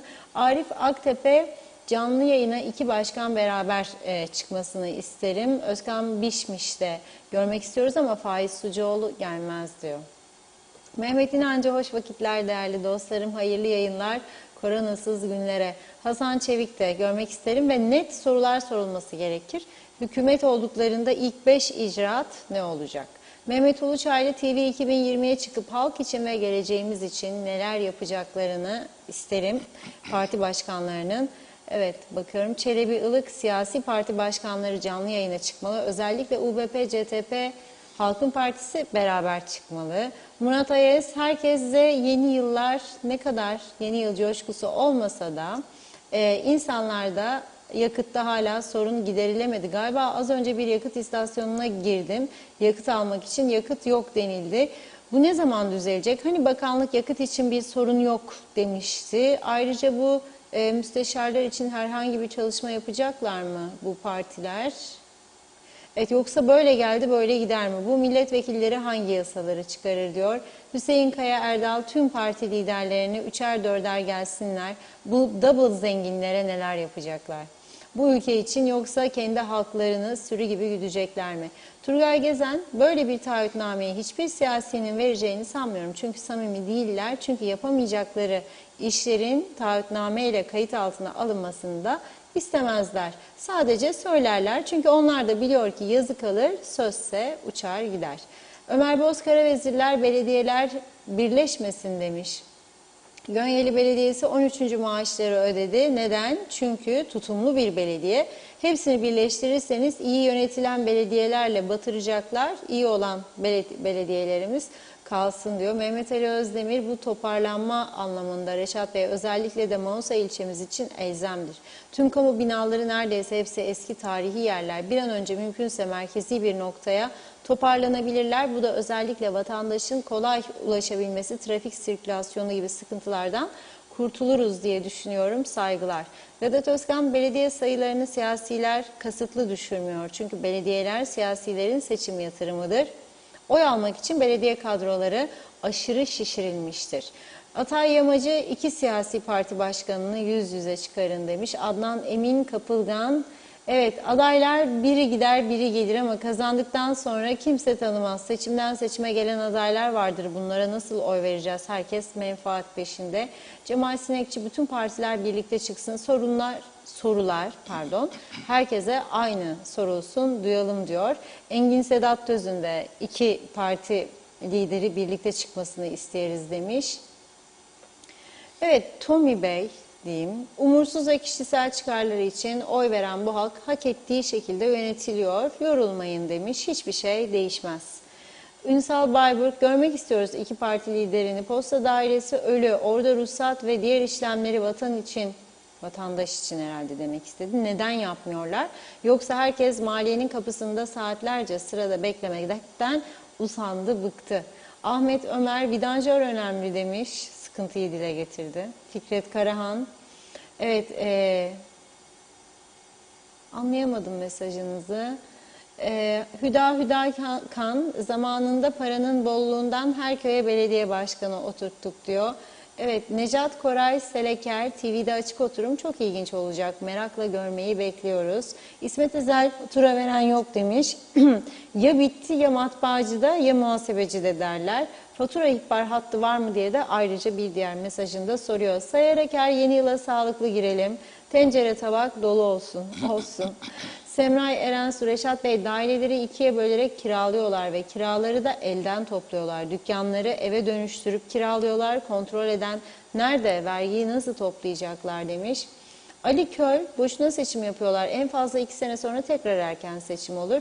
Tema Yavaş, Londra'dan selamlarını söyledi. Bugün geç kaldık diyor. Belgin Rıfat, iyi yayınlar. Evet, ayakları üzerinde durabilmek için daha çok üretip daha az tüketmeliyiz. Dışa bağımlılık ve dıştan gelen paraya, borçlanmalara o kadar çok alıştılar ki önce çalışma sistemlerini değiştirmeleri gerek. Daha verimli ve aktif bir tempoda çalışmaları gerek. Böyle aheste aheste çalışmayla bir arpa boyu yol alamazlar. Ulus Barani, Ersin Tatar'ın mavi vatanına ne oldu diye sormuş. Erdoğan Katar'la anlaşmış. Tatar'ın şimdi sesi çıkmıyor diyor. Emin Özatilla, iyi akşamlar. Fundacım Reşat Bey, görmek istiyoruz. Teşekkür ederim. Çok naziksiniz. Evet, Reşat Bey de bugün siyahları giydi.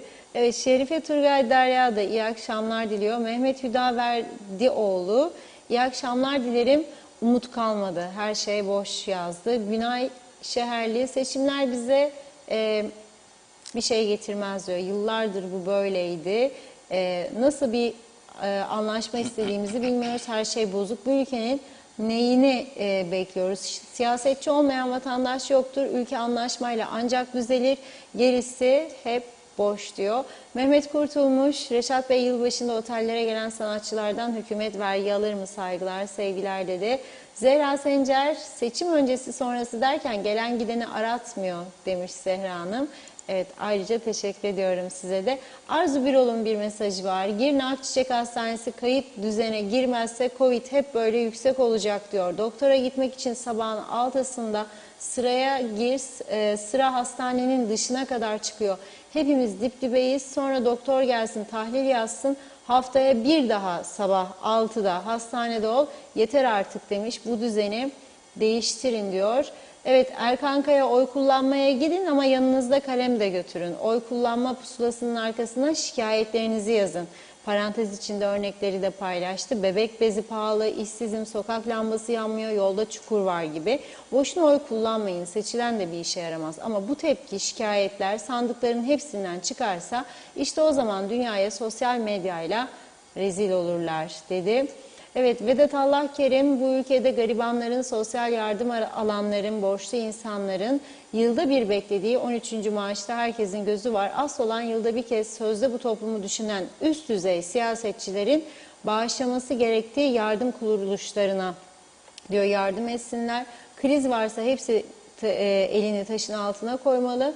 Uzaktan kimse gazel okumasın dedi. Evet, Abdurrahman Batıray da Reşat Bey iyi akşamlar. Ülkenin başına Reşat Bey geçmeli diyor Abdullah Bey. Havva Rozaki, evet görmek istiyorum dedi. Soru da soralım biz de lütfen. Ethem Durak, evet efendim beraber olmaları gerekmez. Çünkü bu ülkede halk,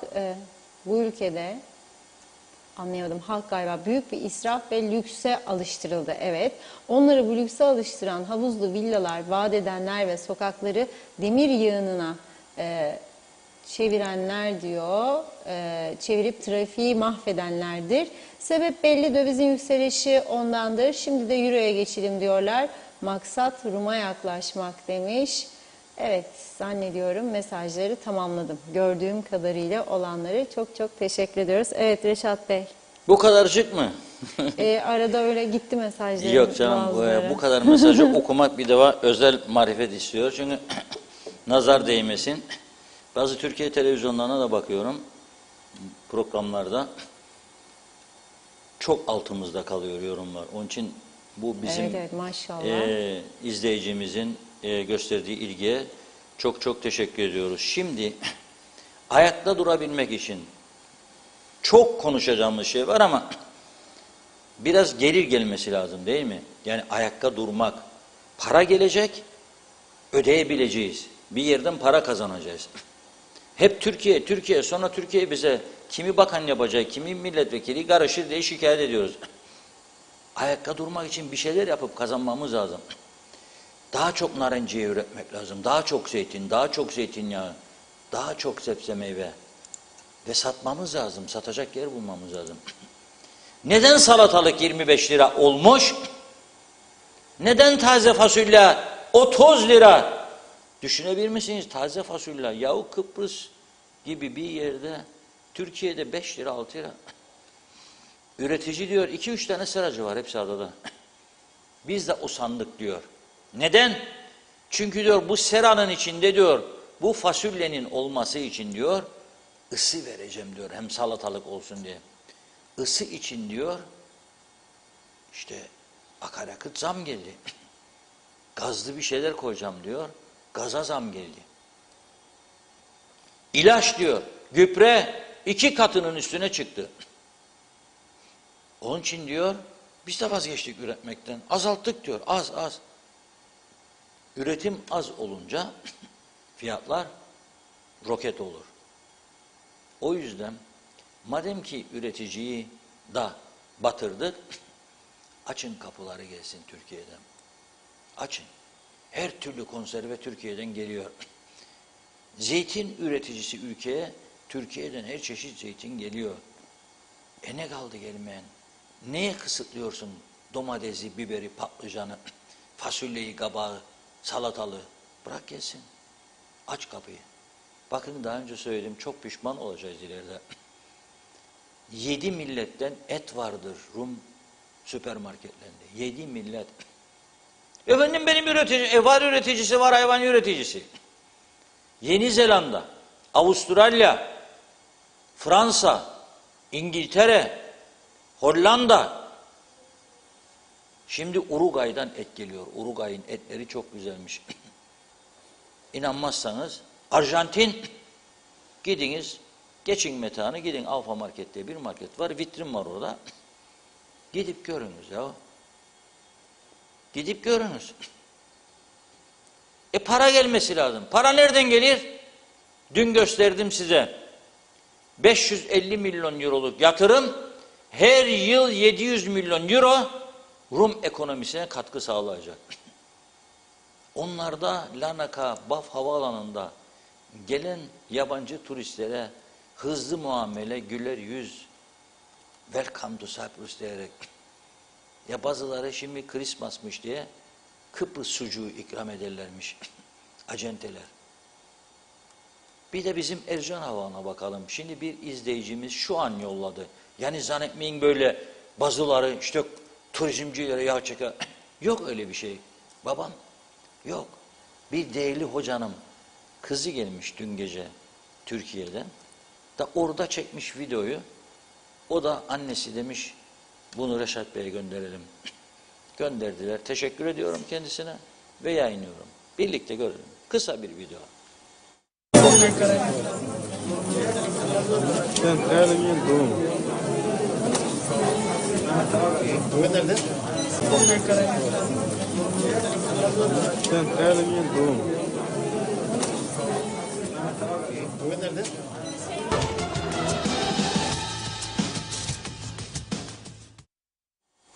Gördük mü arkadaşlar? Gördük değil mi? Gördük. Yani bu havaalanı içinde Korona değilse bile korona olmaz mı insan ya? Bu kadar üst üste insanları yiyorsun. Aşı, tabii ki isteyeceksin. Biz istiyoruz. Aşı diyoruz. Bak aşılamadınız diye tüm öğretmenleri ve idare personeli aşılamadınız diye en fazla vaka okullardan geliyor. Anneler babalar perişan. Çocuk eve diyor öğretmen hastane. Evde gidince kim bakacak çocuğa? Anne ya baba. Nasıl bakacak? Kamudaysa no problem maaş garanti. Özeldeyse izin alacak. Bekleyecek, sigorta yollayacakmış da sigorta verecekmiş, kesermiş, edermiş, miş. Dumandır hali. Onları yapmadılar. İnat ve inat aşıyı mecburiyeti getirmeliler. İnsan haklarına aykırıymış. Amerika'da değil, Fransa'da değil, İngiltere'de değil, başka ülkede değil. Kuzey Kıbrıs Türk Cumhuriyeti dünyayı yeniden keşfeden insanların yaşadığı bir bölge olduğu için tabii ki olmaz böyle bir şey. Olur mu? 30 tane oy kaybettireceksin bana oradan buradan. Manyak mısın lan sen? 30 oy mu kaybettireceksin bana diyor. Tamam abi böyle devam edin bu şekilde. Nasıl ayakların üstünde duracaksın? Senin Ercan'ın vitrinin orada. Dün gece çekileni gösteriyorum sana. Düzmece müzmece yok. İsmi de bende mahfuz telefonumun üstünde. Sen busun. Nasıl getireceksin parayı da ayakları üstünde duracaksın? Kaç tanesi bu adayların içerisinden gidip Ercan'ı adam edebilecek cesarete sahiptir? Bir tane çıkın söyleyin bana. Ben varım onu yapacağım deyin bana. Alkışlayacağım sizi. Ben de geleceğim yanınızda Ercan'a bakan olduğunuz gün veya başka bir şey olduğunuz gün. Niye söylemiyorsunuz bunu? Nasıl yapacaksınız? Nasıl düzeleceksiniz bunu? Nasıl düzeleceksiniz? Ey insanım 2 aşı diyorsun var. Şimdi 3 dedin 3 var. PCR dedin var. Adapas dedin onu da yaptı. Zorlamayla. Şimdi başka forum al diyor. O forumu da doldur diyor. Çıktı al diyor. Bilmem ne diyor. O masadan ona git diyor. Güvende kal uygulaması diyor. Bir yerlere de para kazandırıyorlar bu arada. Ortaktırlar demeyeceğim çünkü kanıtlanması çok zor. Ama var bir şeyler diye düşünmeye başladım artık. Bir numaralar dönüyor. Güvende kal. Güvende kal. Doldur kovayı. Böyle krizlerde bazıları kovayı doldurur. Bazıları da elindeki kovayı boşaldır dibini görür çoğunluk. Dibini görenler vah çekmeye başlar evde ne olacak? Bir de talihsizlik olursa hele az önce Lefkoşa'da Alpet ışıklarının orada cahil cahil bir araba yanmış. Çekip gönderirler. Bir de bizim muhabirimiz Ömer Kadiroğlu da gitti çekti. Gönderdi ama başka izleyicilerimiz de fotoğraf gönderdi. Çok teşekkür ediyorum. Yanıyor. Ve çeşitli iddialar var diyor bizim muhabir yazıyor bana. Bir kavga meselesi oldu diyor. İnadına diyor. Adam diyor galiba yaktı diyor. Neyse en doğru en sağlıklı bilgiyi polisten alacağız. Yarın da Diyalog Gazetesi'nde inşallah maşallah yayınlayacağız. Bugün Funda Hanım'a bir teklif yaptım. Birer foni alalım. Bir şarkı söyleyelim öyle kapatalım. O da dedi ki 31 Aralık değil ki dedi. 31 Aralık dedim tatil başlangıcı değil mi? Hani dedim gideceksiniz kıyafet, berber, kuaför, manikür, pedikür. Doğru dedi. İzin istiyor. 31'i tamam dedik. Biz de bir gün dinlenelim. Yani 31'i. Zaten işimiz gücümüz çok tatil yapmayacağız. Yani gazete var, televizyon var. Devam çalışmaya. Ama 30'u var yarın yani. Yarın inşallah birlikte olacağız. Birer şarkı söyleyelim teklif ediyorum. Yok diyor. Sesim diyor güzel değil diyor. Ben de diyorum onu izleyicilere bırakalım. Takdir etsin. Foni alırsak ama elimize. O zaman olur. O zaman yani bizim olur. sesimizin güzel olup olmadığını kimse anlamaz ki. Playback yapalım. Playback de olur. Gerek Elvis yok. Presley'i koyarız mesela arkadan. Ben de Elvis gibi söylerim. Siz de zannedersiniz ki Elvis Presley söylüyor. Bak bu adama diyecekler. Bu işi de iyi beceriyor. Ya bu adam hem konuşuyor bu kadar hem bir de şarkıcı gibi. Vallahi olmayacak iş değil. Bir de peruk takalım yarın Elvis Presley peruk. Gözlükleri de ona göre. Bir de ona göre kıyafet. Gayet iyi olur. Kravatı falan atacağım tabii olmaz. Yahut da isterseniz Adnan Şens olurum. Şens gibi olurum. Allah rahmet eylesin. Ölürsem kabrime gelme istemem. Yok kötü.